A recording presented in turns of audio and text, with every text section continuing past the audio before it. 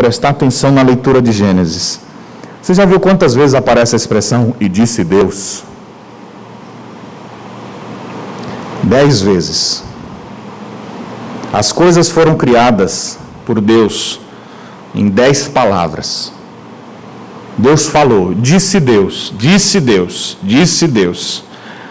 Moisés, quando escreve o primeiro capítulo, ele coloca 10 palavras, estabelecendo leis para a criação.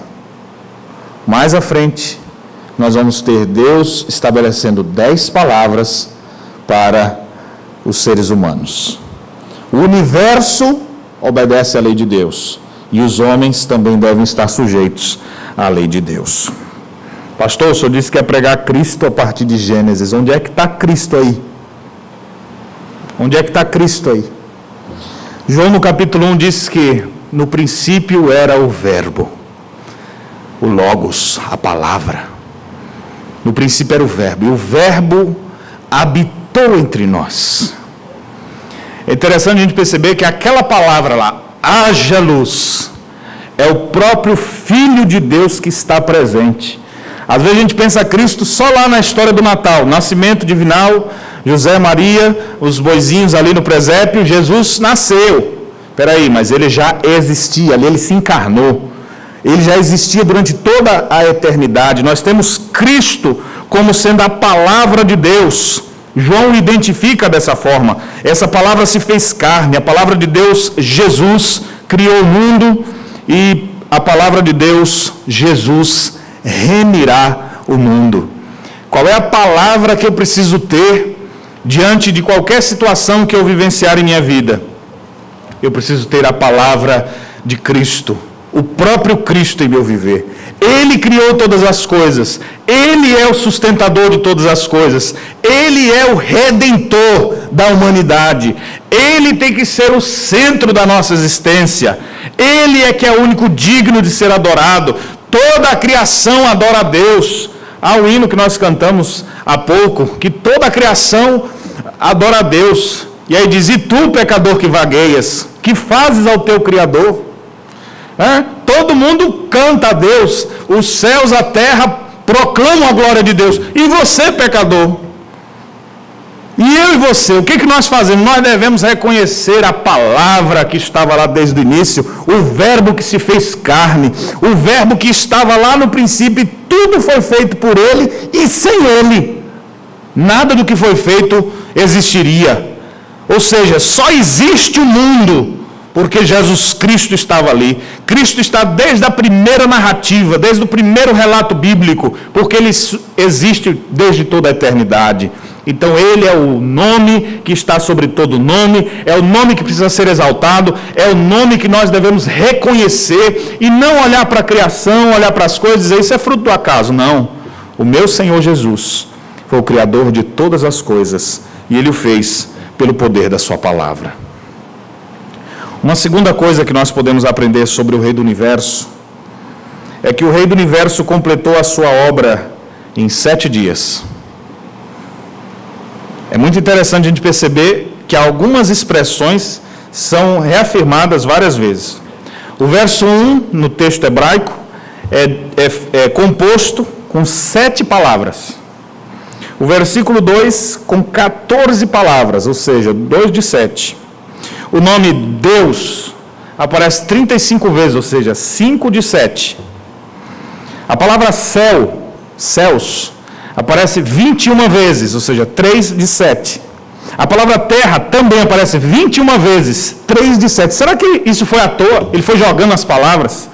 Moisés, de uma forma maravilhosa, estruturou todo esse capítulo quando escreveu, mostrando com uma intenção. E o 7, a ideia de plenitude, a ideia de perfeição. Mas se nós observarmos todos os atos criadores de Deus, eles são 8. Como é que vai resolver então esse problema? Como é que Moisés então escreveu? Primeiro dia, Deus criou a luz. Segundo dia, Ele trouxe a existência, botou as águas para cima e as águas para baixo. Terceiro dia, Ele botou 2. Então, todo dia, primeiro dia, um relato.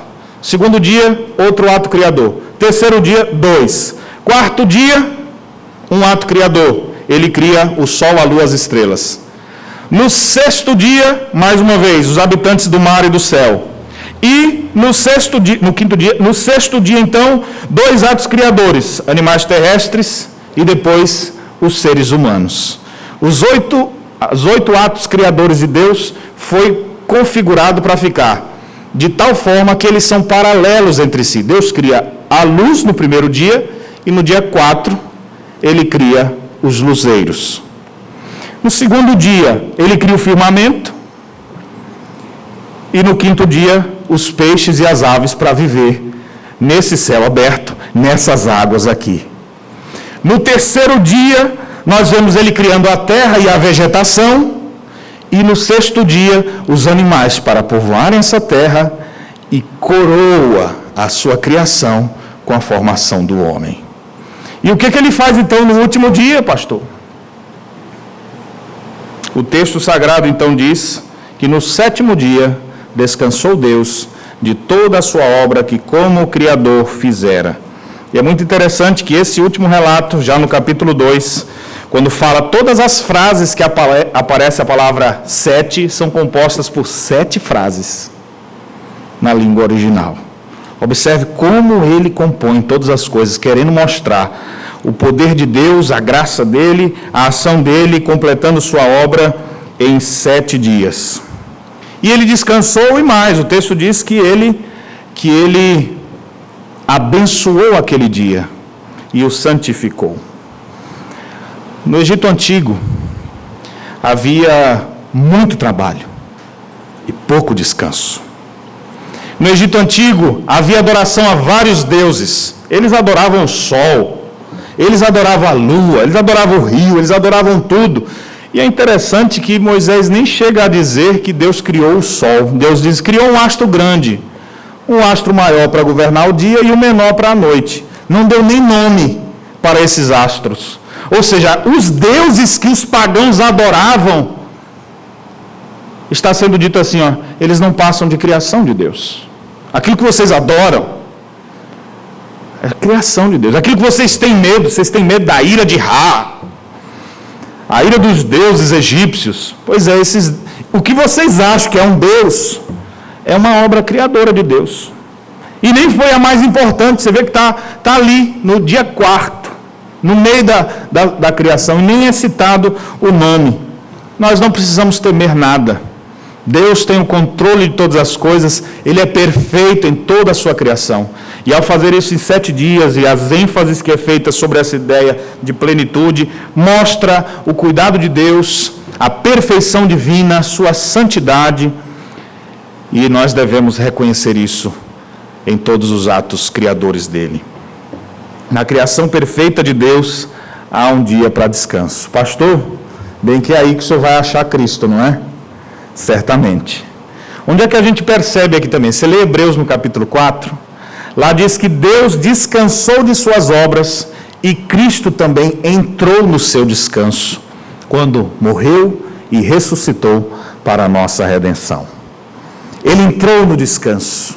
E nós entraremos nesse descanso também. É interessante que o descanso shabático, ele é nos ensinado, é um refrigério para nós. O próprio Cristo disse, olha, o sábado não foi feito para o homem não foi feito para o sábado, mas o sábado para o homem, um benefício para vocês. Já parou para pensar? Você que já está pensando que amanhã tem que trabalhar e levantar cedo? Imagine se fosse a semana inteira. De segunda a segunda, direto, sem parar. Aonde que você ia parar? Cansado, igual um aparelho que você deixa ligado o tempo inteiro. Uma hora ia pifar. Deus então nos concede o descanso semanal, todas as semanas, um dia de repouso. Mas não apenas um repouso físico, repouso espiritual, porque é um dia santificado e abençoado. É dia para a gente estar fazendo o que nós estamos fazendo aqui hoje. Reunidos, adorando a Deus, estudando sua palavra, tendo comunhão uns com os outros. É o dia em que o povo senta aos pés do Senhor para receber sua santa instrução. Esse dia no Antigo Testamento estava claro que era o 7º. A partir da ressurreição de Cristo, os cristãos começam a observar o primeiro dia da semana em homenagem à ressurreição de Cristo, porque ele também